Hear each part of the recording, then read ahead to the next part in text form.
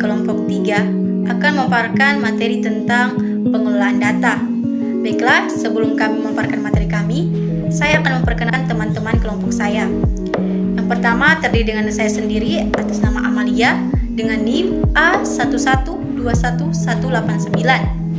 Yang kedua, Bella Audi dengan NIM A1121184. Yang ketiga, Asmaina dengan NIM A1121173. Keempat, Farah Dilka dengan NIM A1121115. Kelima, Nur Halisa Ramadhani dengan NIM A1121177. Yang keenam, Nadia Pratiwi Laidinjong dengan NIM A1121174. Yang ketujuh, Sakila dengan NIM A1121160. Baiklah, untuk memanfaatkan waktu, saya akan memaparkan materi kami yang berjudul pengelolaan data. Di sini saya akan menjelaskan tentang pengelolaan data statistik. Pengelolaan data statistik adalah proses pengelolaan data dengan menggunakan metode tertentu yang sesuai dengan jenis datanya, serta masalah yang ingin diselesaikan. Adapun tujuan statistik.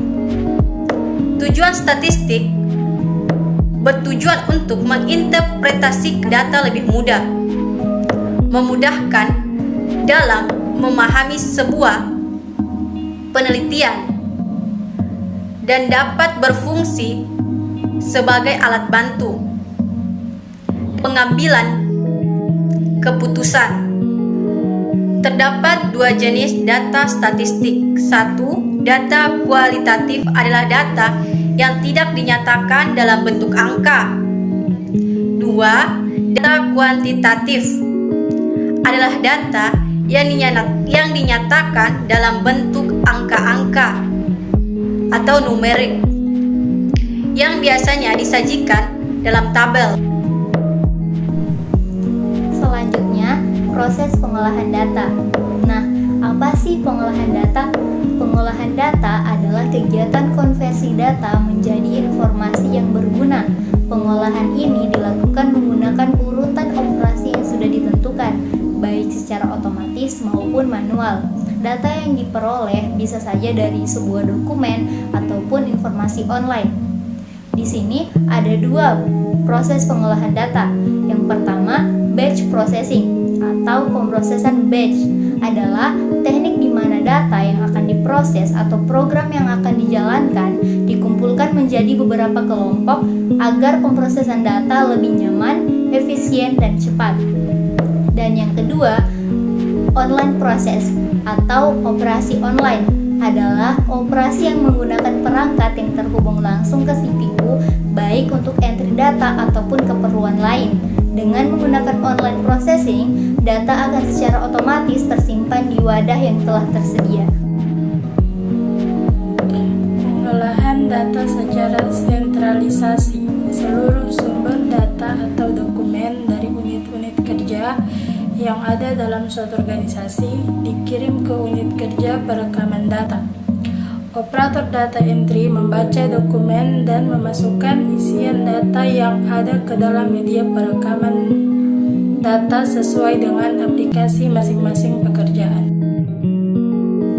Selanjutnya ada pengolahan data secara terdistribusi dalam lingkungan perekaman data secara terdistribusi. Peralatan perekaman data dalam operator berada di masing-masing unit kerja, di mana operator di masing-masing unit kerja memasukkan sumber data atau dokumen ke dalam media komputer sesuai dengan aplikasi yang sesuai pada masing-masing unit. Ada 3 aspek pokok dalam pengolahan data. 1. Relevan bermanfaat bagi pengguna. Yang kedua, akurat sesuai dengan kenyataan, baik dari segi kelengkapan, kebenaran, dan keamanan. Yang ketiga, tepat waktu, tidak terlambat atau usang.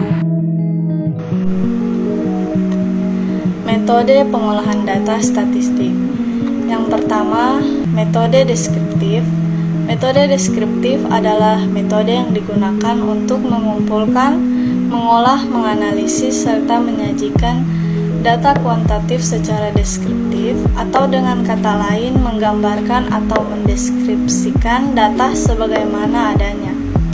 Contohnya, metode deskriptif biasanya digunakan untuk data yang bersifat eksploratif, seperti minat mahasiswa dalam memilih mata kuliah, konsentrasi, melihat persebaran penyakit tertentu di suatu daerah, dan sebagainya. 2. Metode inferensial. Metode inferensial merupakan metode deskriptif ditambah dengan teknik penarikan kesimpulan berdasarkan ciri-ciri populasi tertentu yang diperoleh dari hasil perhitungan sampel yang diambil secara acak dari populasi tersebut. Contoh dari metode inferensial ini yaitu hubungan atau pengaruh tayangan media televisi terhadap minat belajar anak, membandingkan hasil pemeriksaan sampel darah, dan perbedaan kualitas karyawan sebelum dan sesudah mendapatkan pelatihan. Kemudian ketiga, metode eksploratif. Metode ini bertujuan untuk menjawab pertanyaan yang sudah dirumuskan terlebih dahulu atau mengembangkan hipotesis untuk penelitian lanjutan. Contoh dari penggunaan metode eksploratif ini yaitu mempelajari tingkah laku anak terhadap lingkungannya, memahami perilaku manusia, mempelajari interaksi pembelajaran, dan sebagainya.